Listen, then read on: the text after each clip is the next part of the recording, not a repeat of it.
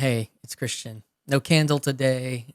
We used it at church, and it's still at our house church, so no ritual today.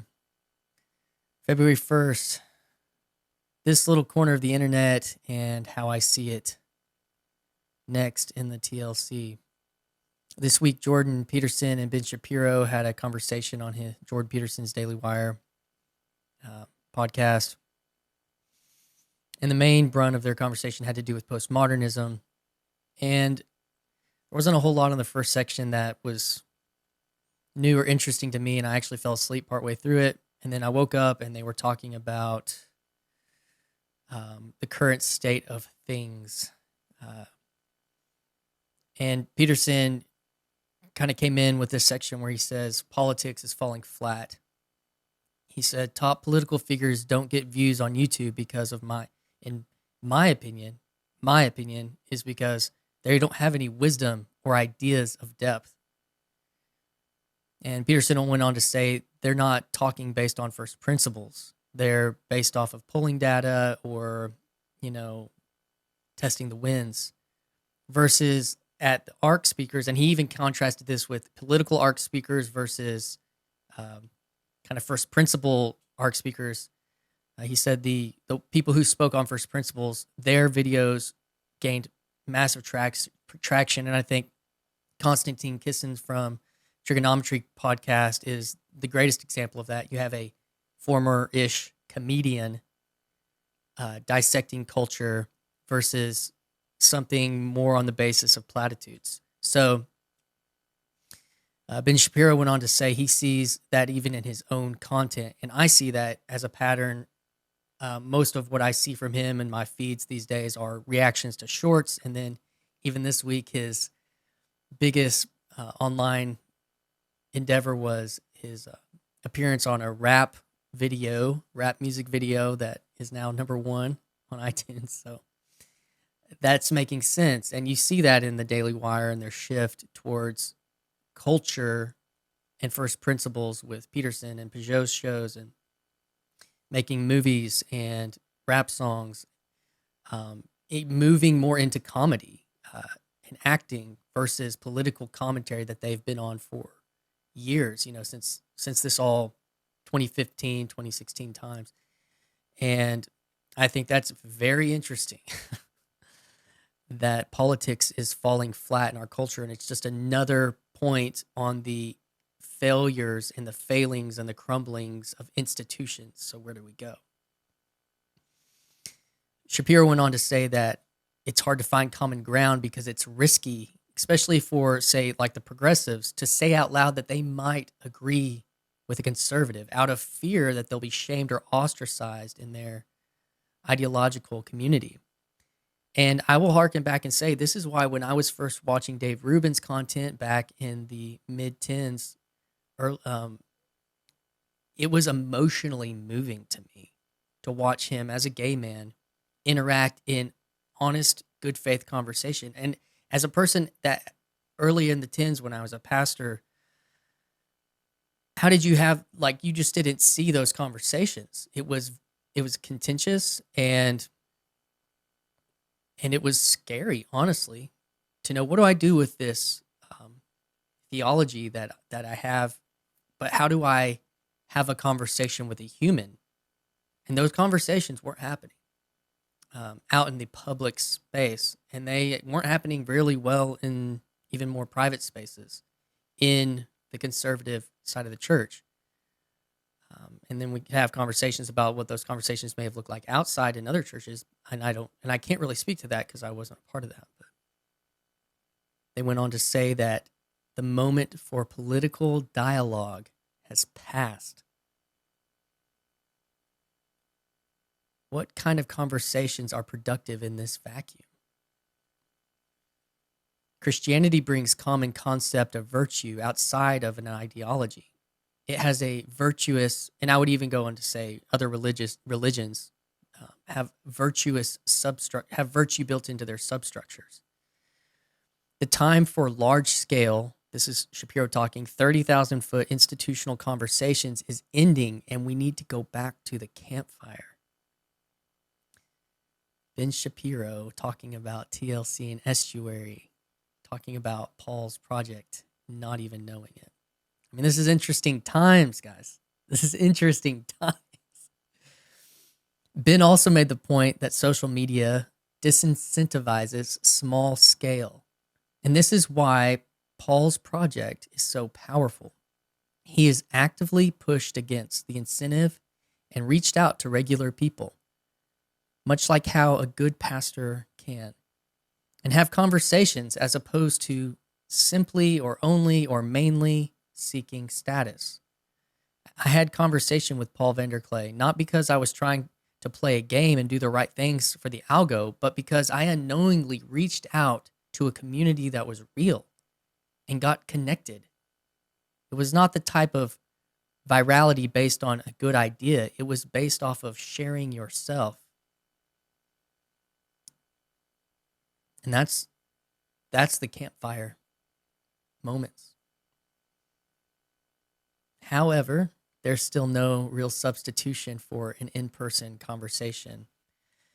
I also see this in Peterson and Shapiro's conversation that everybody wants to fix the problem with a vote in November every 4 years. But they honed in on the idea of subsidiarity, that the real work, the hard work, the true work is to raise a good family or support and encourage the raising of a good family. If you find yourself unable to make a family for certain reasons or in a different stage of life, join and contribute to a religious organization or institution. And to my point, rebuild and reinfuse life into the institutional structures that we all took for granted. We stand on the shoulders of these institutions, and these institutions, they don't need saving for saving's sake. They need revival of their original visions, not reforming or conforming to the current status quo. Now, of course, there's context to that rebuilding related to where we live today, but the ideas of the vision can stand on their own. And I learned this in my own life. I learned this doing time as working for a contractor. You can't rebuild a house from the top down. It must be done from the foundation, from the bottom up. Subsidiarity.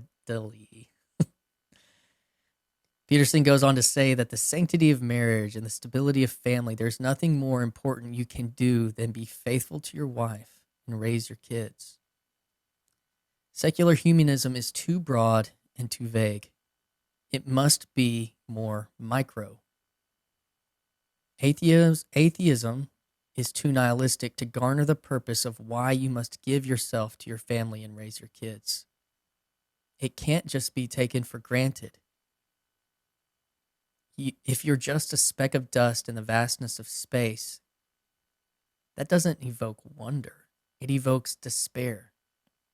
Peterson said that the voice of the devil, that's the voice of the devil himself, so to speak. All the other pathways forward in the absence of that responsibility lead nowhere, says Jordan Peterson. And the last point is that Ben said the real effect that I'm going to have on this world is what my 4 kids end up doing and being. And that will ground a man to reality. It does me. Next up, I haven't talked about Chris Williamson on here in his podcast, Modern Wisdom, but it's hard to ignore his presence and his rise over the last several years on YouTube. This week, he talked to Alex Hermazi, the super buff, intense businessman who kind of took YouTube by storm over the last year or two. And they mentioned some interesting things. I took a lot from the first section of the video. Some of it was broing out. Some of it was the, kind of rehashing of things that they've said before. But they talked about dreams and goals and perfectionism. And this stood out to me. And I think it's an interesting contrast. How do we square the fight for quality, i.e., if you think of things like the creation of the iPhone or of a camera or computers. And I just hear Steve Jobs' voice when I hear Alex talking. And honestly, there's a part of me that relates to it. But I don't know how you do this while also loving people rightly.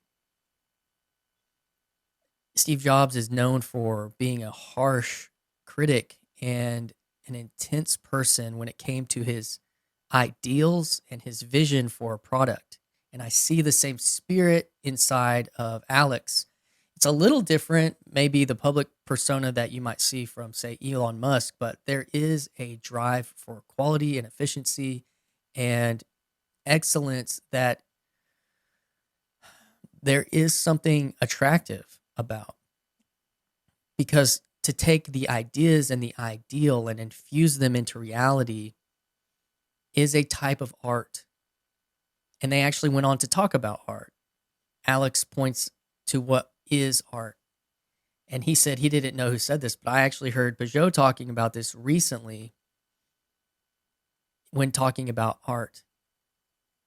Peugeot said that museums and galleries are where art goes to die. And Alex kind of hit on this when he said art for an audience versus art for yourself. He says art for an audience doesn't do anything, but if you're making something for you that you believe in, that you are looking to execute in a way that toward an ideal, and it's useful, that is good art. And they give, Peugeot gives ideas of maybe like you make a desk, a beautifully crafted desk, and it's from, say it was made 200 years ago, and that desk then gets put in a museum. Oh, look at this craftsmanship. But that's not really the art of it. The art of it is that it was made and used for beauty.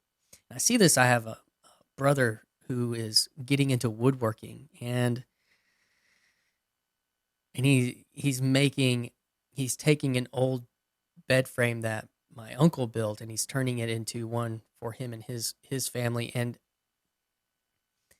And that is the art of crafting that and making it into something for their use is beautiful art.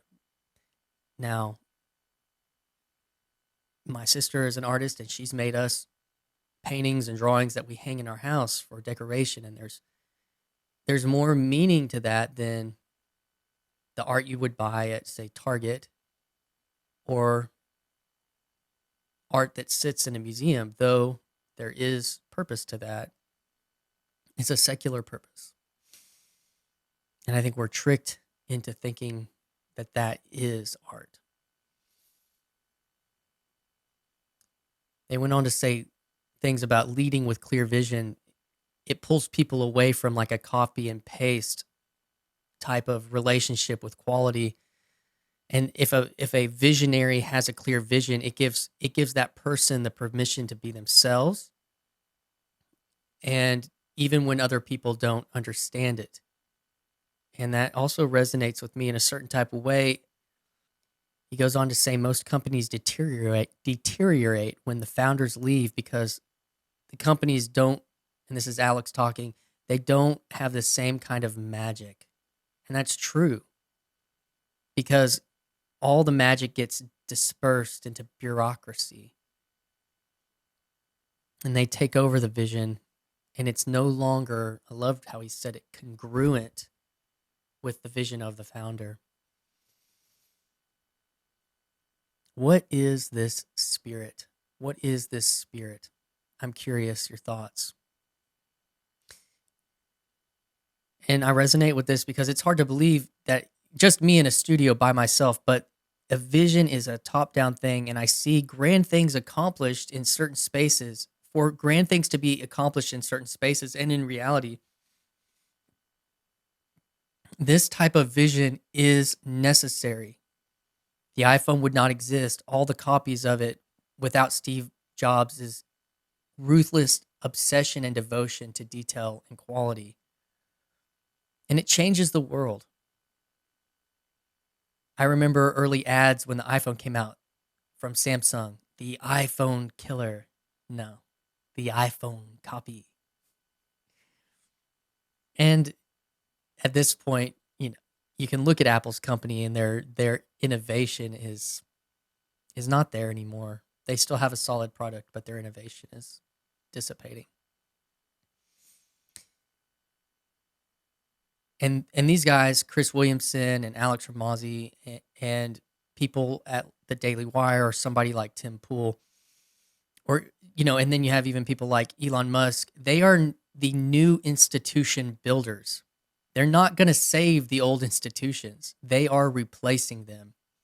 And the people trying to save them won't be able to, because they don't have vision. They're just trying to hold on to the vestige of the Ephesus,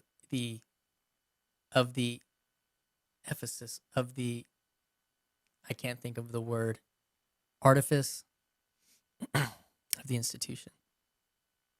Proverbs 29:18, without vision, the people perish.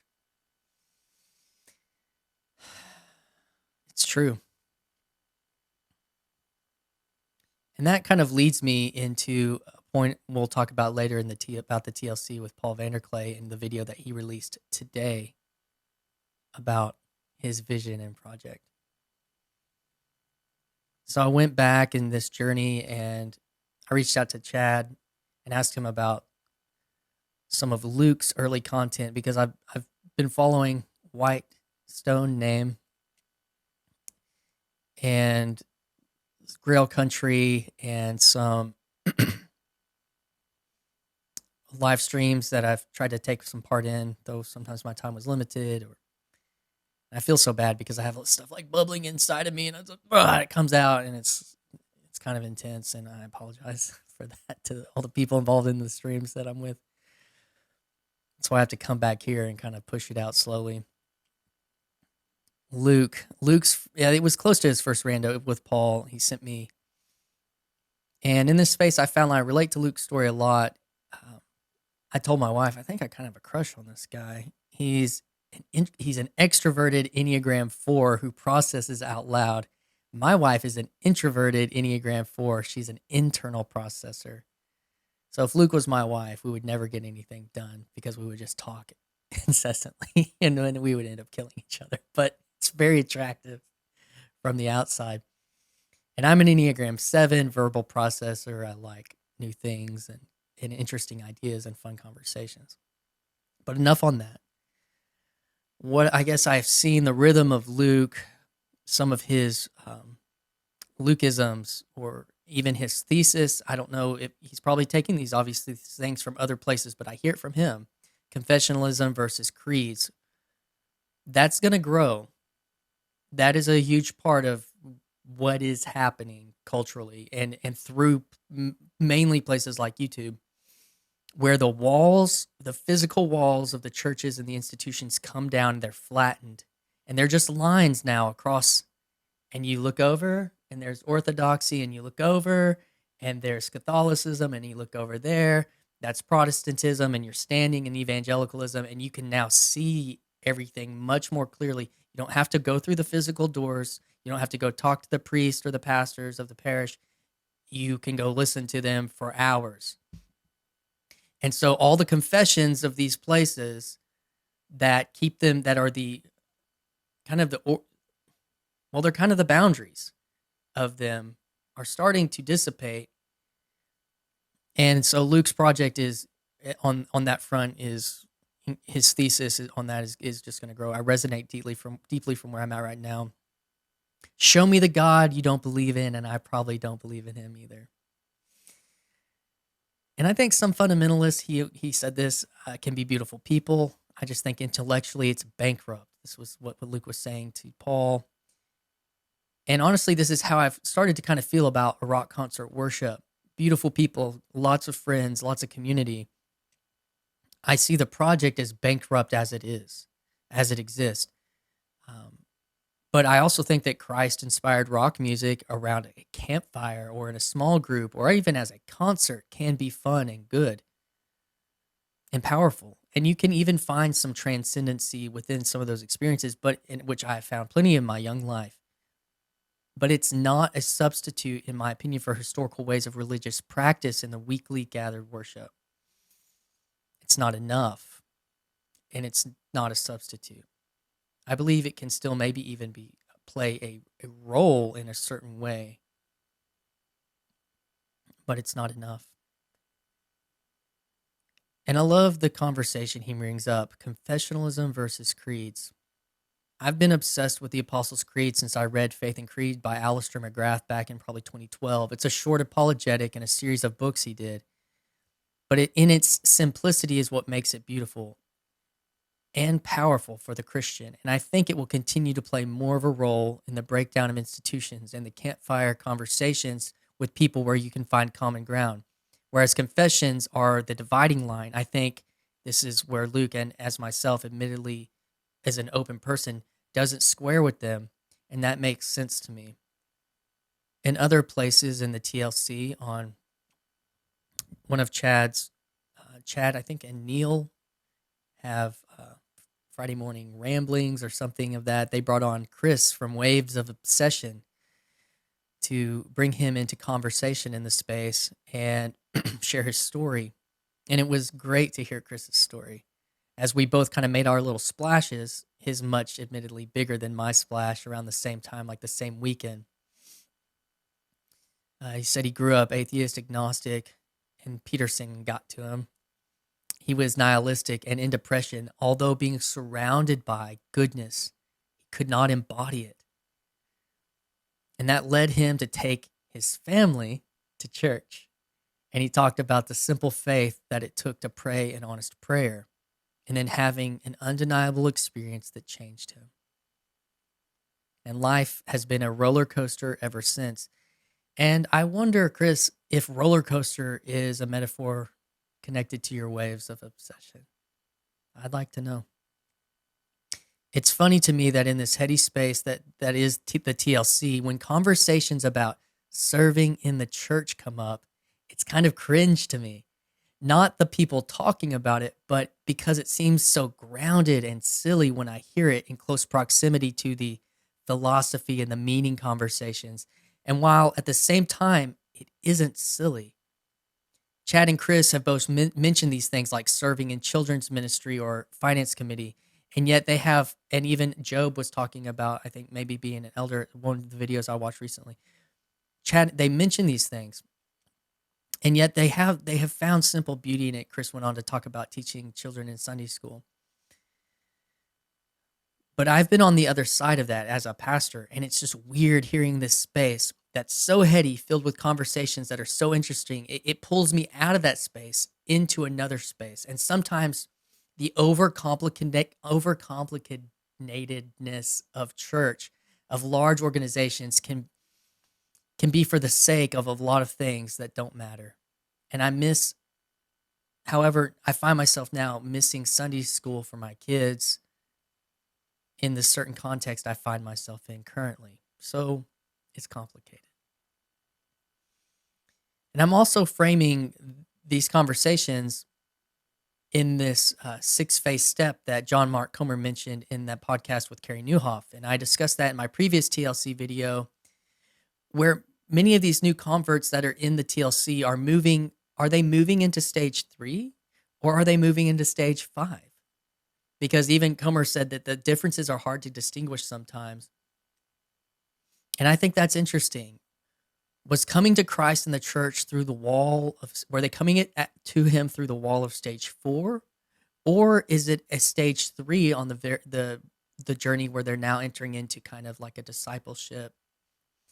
So John Mark Comer mentioned that these differences were subtle. So I pray for anyone in phase 3 that they'll find the courage to confront the wall when they reach there,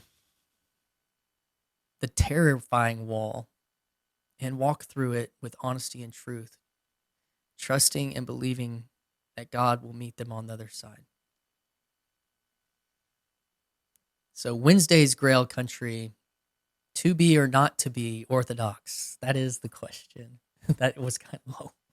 That is kind of discussed, not entirely, but to a degree. Seems like conversations popping up several years into the big changes in religious practice. Old, new converts to Orthodoxy reflect on the good parts of evangelicalism and Baptist culture, Awanas, royal ambassadors in the comments, learning the scripture and aspects of community building within evangelicalism, and the gentle salt of the earth nature of a Methodist pastor. What will orthodoxy look like in 20 years or 200 years? These were the thoughts by Nate, Luke, and others. This, for me, is personal in the way that my wife's family's influence on me shaped my local evangelicalism so much as a pastor. It transmuted a love for liturgy through me, to others. And that this story is still happening today. And it's possible that the converts into Orthodoxy will actually transmute authentic community into the lives of, say, culturally Russian or Greek Orthodox Christians. And I think it's important to remember and recognize that this is all beautiful. And that the rejection of something due to pain that it caused through time, the parts of the institution that were not responsible for the pain can be transformed into things that continue to bring meaning into places and churches that we now embody and inhabit. I got a text yesterday asking me if our house church will be participating in Lent. In other spaces, Paul Vanderklay back on Tom Holland. Human rights are as real as God is, or as unreal as God is. Psychology fought the first battle against this so-called rationalism, and now history is fighting the second battle, finding its footing again. And from an outsider, a non-conventionalist historian like Holland, much like Peterson as a non-conventional Jungian versus Freudian psychologist.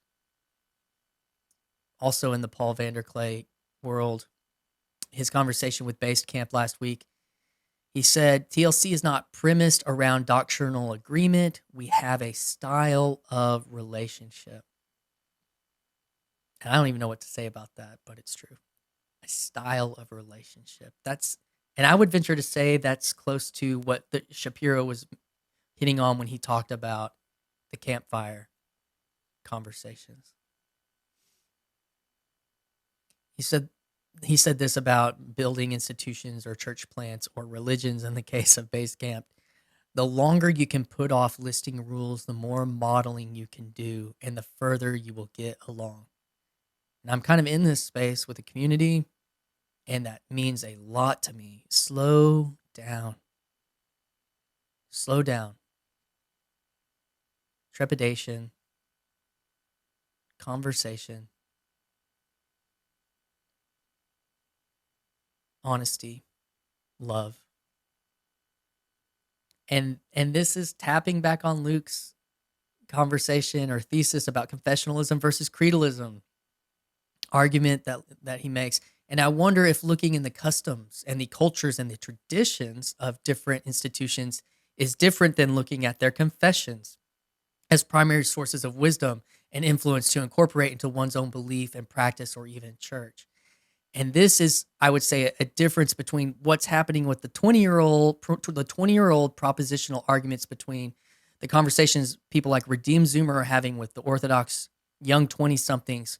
They are very, very much propositional, but it's also connected to the breakdown of institutions and the trying to shore up these institutions that spirit of the Gen Z are longing for.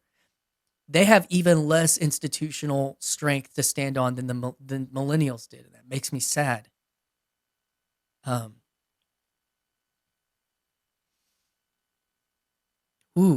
that is, well, that's where the Mere Orthodoxy article that came out, the blog that came out this week, is hitting on. So today it popped up. Evangelicalism embraces Jordan Peterson. So Ruslan is a YouTuber, nearly 500,000 subs. Revealed his conversation today with Jonathan Peugeot. So, and he gave it as like a 13-minute clip where you have to get behind the paywall to see the whole thing, and hopefully he'll release the whole thing later. It was funny to watch that as soon as the Page, Jonathan Pajot, mentioned the Logos, Ruslan had to jump to make sure that this so-called Orthodox Christian meant Jesus when he was saying Logos. Now, when you say Logos, you mean Jesus, right? He couldn't help but bring the propositional to the front for himself or maybe for his audience. And Jonathan was like, yeah, dude, I mean Jesus. I mean the incarnate word of God. And he just kind of tries to like keep going because Ruslan had to make a punctuation point there. When you say Logos, you're not like the heretic Peterson who says Logos. You mean like Christ, right? Like you mean Jesus. It didn't get that animated, but that's kind of how I interpreted what was happening in that moment.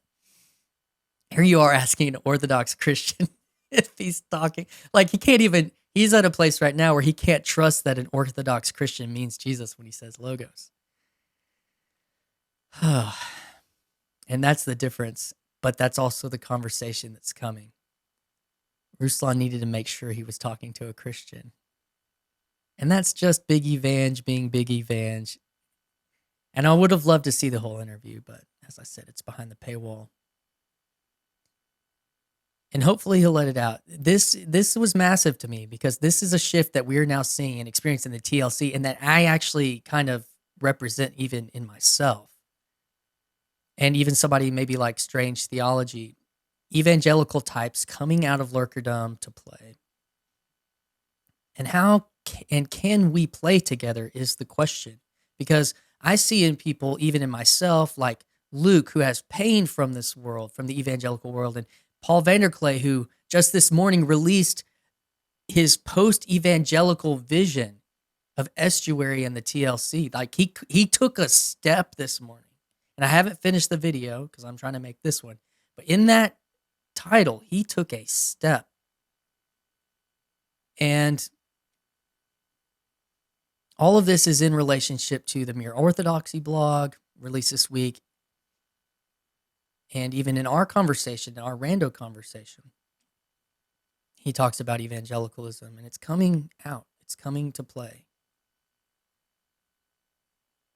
All the pain and failures are still real. Yet this world is colliding with the Jordan Peterson Sphere and the TLC. And it was inevitable that even now they're coming to see Jordan Peterson as a bridge, or even Moses, or as I would say, Noah. Because in the clip, Ruslan and Jonathan Pajot talk about, I mean, he talks about Jordan being a bridge, and Ruslan's eyes kind of light up like, yeah, actually, I think you're right from his perspective. And it's like, can I accept a non-Christian as a bridge for non-Christians to find Christ? And I mean, I remember, I take this back like years, 2017. I'm trying to talk to a friend of mine, a pastor, who's it's like Jordan Peterson. The first words out of his mouth were, "Isn't he a heretic or heretical?" I would just say he's on a journey, man, and he hasn't stopped. It's clear that Paul Paul